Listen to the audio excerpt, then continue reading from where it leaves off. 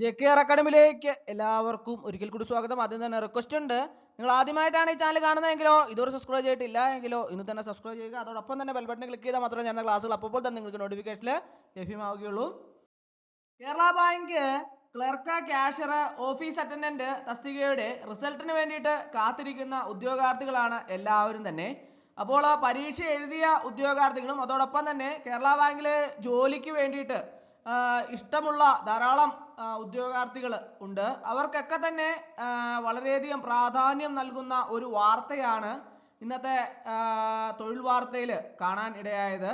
വളരെ സൂക്ഷിച്ച് നിങ്ങൾ ഈ കാര്യങ്ങൾ ഇങ്ങനെയുള്ള പ്രശ്നങ്ങളെ കൈകാര്യം ചെയ്തില്ല എങ്കിൽ നിങ്ങളും തട്ടിപ്പിന് ഇരയാകാനുള്ള സാധ്യത ഏറെയാണ്. അപ്പോൾ കേരള ബാങ്ക് ജോലിയെ സംബന്ധിച്ച് പത്രമാധ്യമങ്ങളിൽ കൂടി എംപ്ലോയ്മെന്റ് എക്സ്ചേഞ്ച് വഴിയൊക്കെ നിയമനങ്ങൾ വരുന്നുണ്ടെന്നും അതുപോലെ തന്നെ അല്ലാതെ PSC വഴി തെരഞ്ഞെടുപ്പുകളൊക്കെ നടക്കുന്നുണ്ട് എന്നും ഉള്ള കാര്യങ്ങൾ എല്ലാ ഉദ്യോഗാർത്ഥികൾക്കും അറിയാവുന്ന കാര്യമാണ്. മറ്റു തരത്തിലുള്ള പ്രലോഭനങ്ങളിലൊന്നും തന്നെ അകപ്പെടാതെ ഇരുന്നാൽ തട്ടിപ്പിന് ഇരയാകാതിരിക്കാം എന്നുള്ള ഒരു സുപ്രധാനമായ വാർത്തയാണ് ഉദ്യോഗാർത്ഥികളുടെ സമക്ഷത്തിലേക്ക് ഇന്നത്തെ തൊഴിൽ വാർത്തയിലൂടെ അറിയാൻ കഴിയുന്നത്. അപ്പോൾ എല്ലാ ഉദ്യോഗാർത്ഥികളും ഇതിൽ ജാഗ്രത പുലർത്തേണ്ടത് അത്യാവശ്യമാണ്. കേരള ബാങ്കില് assistant manager, clerk, cashier, office attendant തസ്തികകളിൽ PSC വിജ്ഞാപനത്തിന്റെ പേരിൽ തട്ടിപ്പ് നടത്തി 68 ലക്ഷത്തോളം രൂപ കവർന്നു എന്ന വാർത്തയാണ് തൊഴിൽ വാർത്തയിൽ വഴിയൊക്കെ ഇന്ന് നമ്മൾ കാണാൻ സാധിച്ചത്. അപ്പോൾ ഉദ്യോഗാർത്ഥികളെല്ലാം തന്നെ പൈസ കൊടുത്ത് അല്ലെങ്കിൽ പണം കൊടുത്ത് ജോലി നൽകാമെന്ന് പറഞ്ഞ് വാഗ്ദാനങ്ങൾ പലതും പല രീതിയിലും വരാൻ സാധ്യതയുണ്ട്. അങ്ങനെയുള്ള വാഗ്ദാനങ്ങളിൽ ഒന്നും തന്നെ അകപ്പെട്ട് നമ്മുടെ പൈസ നഷ്ടപ്പെടാതിരിക്കുന്നതിന് വേണ്ടിയിട്ട് എല്ലാ ഉദ്യോഗാർത്ഥികളും വളരെയധികം ശ്രദ്ധിക്കണം. അങ്ങനെ ഒരു ജോലി ആർക്കും കേരള ബാങ്കിലേക്ക് നൽകാൻ സാധിക്കുകയില്ല എന്നുള്ള സത്യാവസ്ഥ എല്ലാ ഉദ്യോഗാർത്ഥികളും പ്രത്യേകം മനസ്സിലാക്കിയിരിക്കണം. നമുക്ക് PSC വഴിയുള്ള ജോലിയാണ് ഏറ്റവും കൃത്യവുമായിട്ടുള്ളതും സത്യസന്ധവുമായിട്ടുള്ള ജോലി. അത് പരീക്ഷയിലൂടെയാണ് എന്നുള്ള വിവരം എല്ലാ ഉദ്യോഗാർത്ഥികളും പ്രത്യേകം മനസ്സിലാക്കണം. കൂടാതെ എംപ്ലോയ്മെന്റ് എക്സ്ചേഞ്ച് വഴിയൊക്കെ നിയമനങ്ങൾ അത് എംപ്ലോയ്മെന്റ് എക്സ്ചേഞ്ച് വഴിയാണ്, അല്ലാതെ ആർക്കും നേരിട്ട് കേരള ബാങ്കിൽ പ്രത്യേകമായി പൈസ കൊടുത്ത് അല്ലെങ്കിൽ പണം നൽകി നമുക്ക് ജോലി നൽകാൻ സാധിക്കുകയില്ല എന്നുള്ള സത്യസന്ധമായ വാർത്ത എല്ലാ ഉദ്യോഗാർത്ഥികളും മനസ്സിലാക്കിയിരിക്കണം.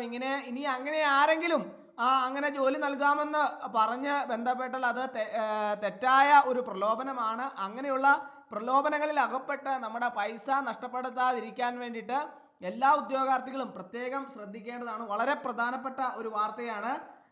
പല ഇങ്ങനെയുള്ള കേസുകളിൽ വിജ്ഞാപനം ക്ഷണിക്കാതെ ഒക്കെ ജോലി നൽകാമെന്നൊക്കെ പറഞ്ഞ് പലരും പല രീതിയിലും സമീപിക്കും. അങ്ങനെയൊന്നും ഉദ്യോഗാർത്ഥികൾ ചതിക്കുഴികളിൽ പെടാതിരിക്കാൻ വേണ്ടിയിട്ട് പ്രത്യേകം ശ്രദ്ധിക്കണം.